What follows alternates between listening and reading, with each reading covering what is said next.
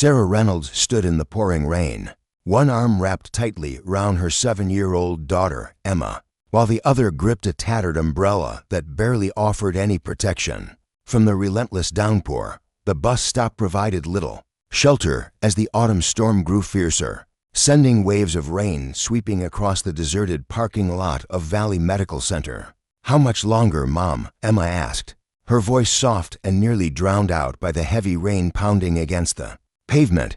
Sarah glanced at her watch and let out a sigh. "The next bus won't be here for another hour, sweetheart," she replied, trying to keep the worry from creeping into her tone.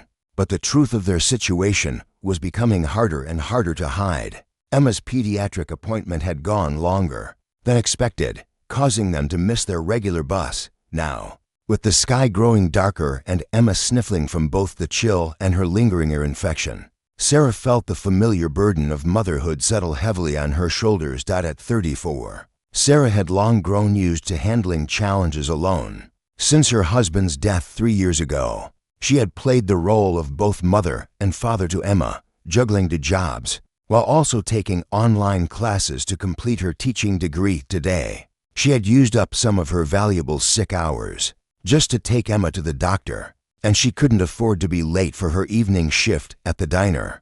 As the rain poured down even harder, Sarah made a quick choice. She gently steered Emma toward the hospital entrance, determined to call her neighbor for a ride, even though she hated asking for help again. Just before they reached the door, a sleek black car pulled up by the curb.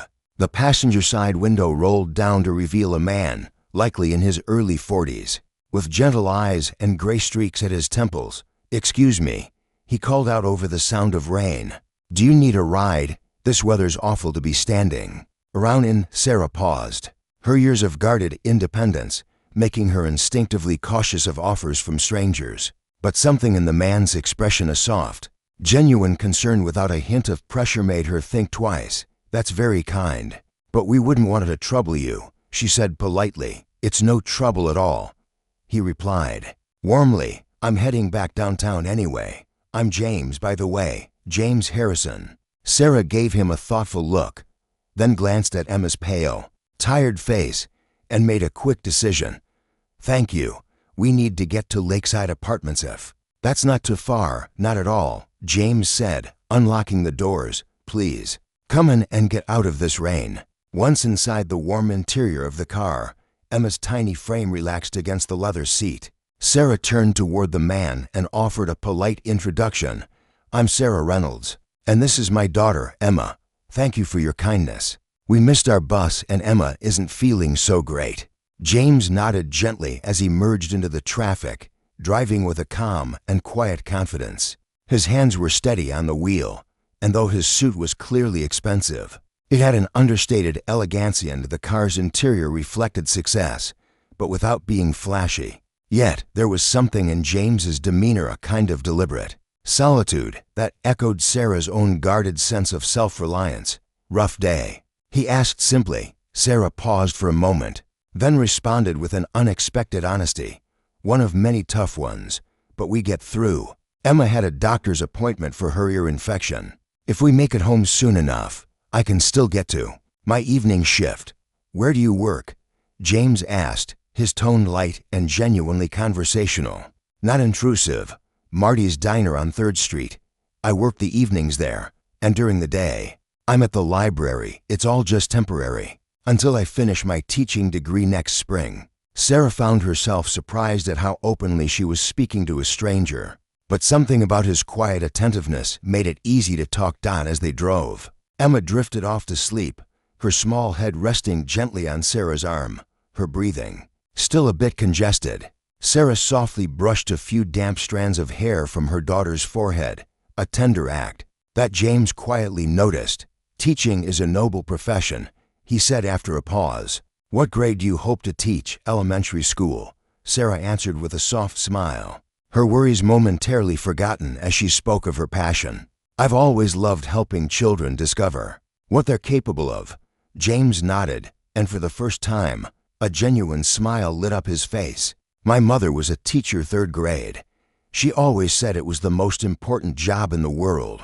"Was?" Sarah asked, Picking up on the past tense, a shadow passed over James's expression. She passed away last year, cancer. I'm really sorry for your loss, Sarah said softly, recognizing that weight of grief in his voice one she knew too well. Emma's father died 3 years ago. Car accident. Their eyes met briefly in a quiet moment of mutual understanding, before James turned his attention back to the road. The windshield wipers moved rhythmically, filling the comfortable silence, a stillness shared between two strangers, bonded by unspoken loss. As they neared Lakeside Apartments, a modest complex that had clearly seen better days, Sarah noticed James taking in the view, but unlike the pity she had grown used to seeing in others, his expression held only a kind of thoughtful awareness.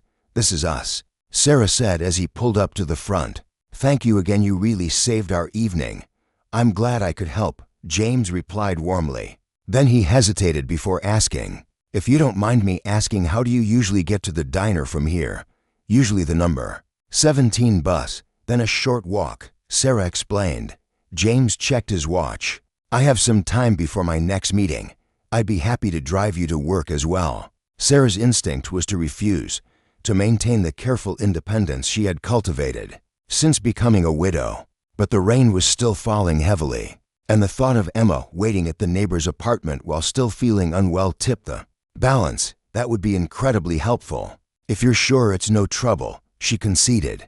"Just let me drop Emma off with our neighbor and grab my uniform." 15 minutes later, they were back on the road. Sarah had changed into her waitress uniform, and Emma was safely settled with Mrs. Grayson, their elderly neighbor, who had become like a grandmother to the child. "Your daughter seems like a special girl," James commented as they drove. Sarah smiled. "She is resilient and kind, despite everything she's been through.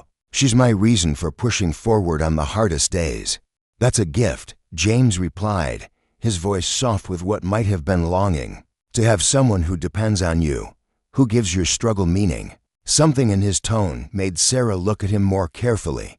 Despite the expensive car and tailored suit, there was a profound loneliness about James Harrison that no amount of success seemed to fill. As they pulled up to Marty's Diner, a cheerful but worn establishment with flickering neon signs in the windows, Sarah gathered her things.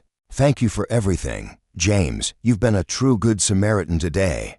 James seemed reluctant for their encounter to end. "Sarah, I hope this doesn't seem inappropriate, but I'd like to help more substantively. I know some people in the education field who might be able to offer you a student teaching position, one that pays better than waiting tables." Sarah's pride flared instinctively. "That's very kind, but we're managing on our own." James nodded, respecting her boundary. "Of course, I admire your independence." He reached into his pocket and handed her a business card. "But if you ever change your mind, please call me, no strings attached." Sarah glanced down at the card, and her breath caught. James Harrison, CEO, Evergreen Development Group. She looked up at him with new understanding. "You're that James Harrison, the one revitalizing the old industrial district?" He nodded, a hint of discomfort in his expression. "The business is just what I do, not who I am." Sarah studied him with new eyes, seeing beyond the wealth too. The man who had stopped in the rain to help a stranger. "Well, whoever you are, James Harrison, thank you for your kindness today." She tucked the card into her pocket, certain she would never use it, but touched by the gesture nonetheless. 2 weeks later, Sarah received devastating news. Marty's Diner was closing at the end of the month, another victim of rising rents and a changing neighborhood. With winter approaching and Emma's medical bills still mounting, Sarah found herself facing impossible choices. After a sleepless night, she retrieved James's card from her dresser drawer. Pride was a luxury she could no longer afford, not if it meant compromising Emma's security. The call led to a meeting, which led to an introduction to the principal of Wellington Elementary, a private school that catered to children from privileged backgrounds, but maintained a scholarship program for students from diverse economic circumstances. The school needed an assistant teacher to replace someone on maternity leave, and Sarah's qualifications were perfect. On her first day at Wellington, Sarah was surprised to find James waiting in the lobby. a tentative smile on his face. "I hope you don't mind that I came to wish you luck," James said with a gentle smile. "I'm on the school's board, so I had a meeting this morning anyway. I don't mind at all." Sarah replied honestly, "I never properly thanked you for opening this door for me." James shook his head. "You earned this position with your qualifications. I just made the introduction." As they walked through the school's bright, cheerful hallways, James shared more of himself than he had during their first meeting. How he had built his company from nothing, how success had come at the cost of personal relationships, and how the death of his mother, his last living family member, had left him questioning the true value of all his achievements. That day in the rain, he admitted, "I had just come from visiting my mother's grave. I was feeling particularly alone in the world when I saw you and Emma. Something about the way you protected her, even in that small moment, reminded me of what really matters in life." Sarah was touched by his honesty. "Sometimes I think Emma has saved me more than I've saved her," she said softly. "Having someone to love gives even the hardest days a reason to keep going." In the months that followed, James became a regular visitor at Wellington Elementary. His company officially adopted the school for a literacy program, giving him legitimate reasons to be present, though both he and Sarah understood that his interest went far beyond business. Their friendship evolved slowly, built on mutual respect and quiet understanding. James found in Sarah a groundedness he had rarely experienced in his success-driven world. Sarah, in turn, appreciated his integrity and the gentle way he connected with Emma, never trying to replace her father, but providing a kind, steady presence. When James finally asked Sarah to dinner, just the two of them, his usual confidence gave way to nervousness. "I understand if you're not ready," he added quickly. "Or if you're not interested. Your friendship means too much to risk." Sarah smiled, thinking of the unlikely journey that had brought them to this moment. "Life takes unexpected turns, doesn't it? That rainy day, all I wanted was a ride home. I never imagined this, neither did I," James replied softly. "But sometimes the best journeys begin when we least expect them." Sarah accepted his invitation, not because of his wealth or reputation, but because in this man who had once stopped in the rain to help a stranger, she had found someone who understood that the true measure of value had nothing to do with money and everything to do with how we show up for one another in our moments of need.